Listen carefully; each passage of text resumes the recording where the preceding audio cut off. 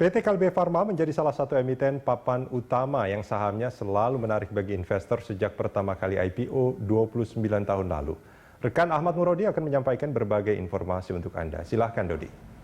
Ya, baik, terima kasih Rudi dan juga pemirsa. Saham Kalbe Farma menjadi salah satu pilihan pelaku pasar sejak pertama kali melantai di Bursa Saham Indonesia. Kita simak datanya. Untuk Kalbe Farma Tbk, ini kita lihat kode sahamnya adalah KLBF ya, IPO 29 tahun yang lalu, 30 Juli 1991, terletak di papan utama, kemudian sektornya adalah consumer goods industry, sementara subsektornya adalah pharmaceuticals.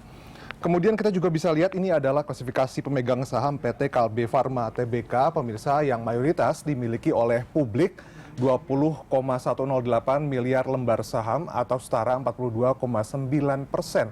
Kemudian PT Gira Sol Prima 4,824 miliar lembar saham atau 10,29%.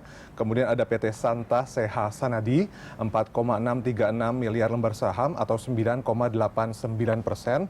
Selanjutnya ada PT Lukasta Murni Cemerlang 4,439 miliar lembar saham atau 9,47%. Kemudian selanjutnya ada PT Ladang Irapanen 4,385 miliar lembar saham atau setara 9,36%, PT Dipta Nala Bahana 9,5% atau 4,454 miliar lembar saham, dan terakhir PT Bina Arta Karisma 4,023 miliar lembar saham atau setara 8,58%.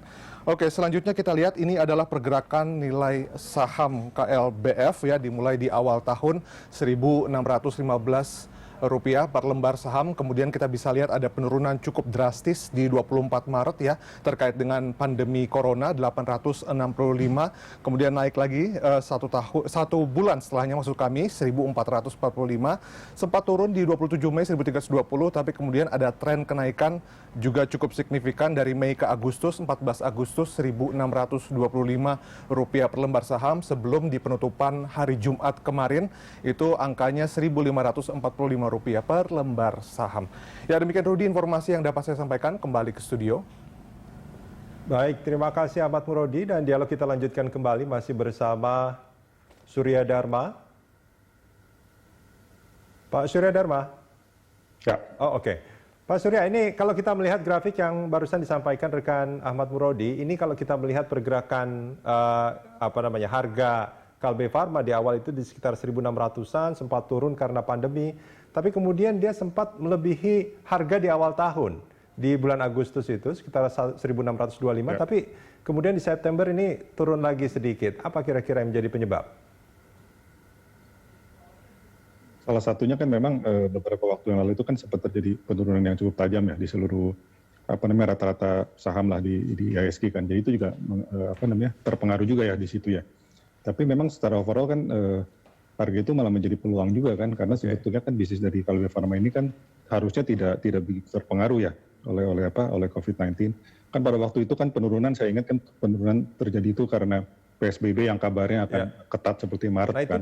di akhir itu bisa sampai ke atas tapi terus turun lagi, gimana itu Pak Surya Dharma? Ya, memang rata semua turun kan, semua rata turun kan, karena orang udah nggak melihat fundamental atau apa kan, tapi penurunan itu rata di semua segmen kan.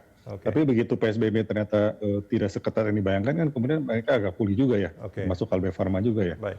Target price sih sebetulnya sampai akhir tahun kita sampai tahun depan tuh mungkin 17.50 ya. 17.50. Karena kita udah melihat ke 2021 sekarang. Baik. Pak Surya Dharma, terima kasih banyak sudah bersama kami di Corporate Action.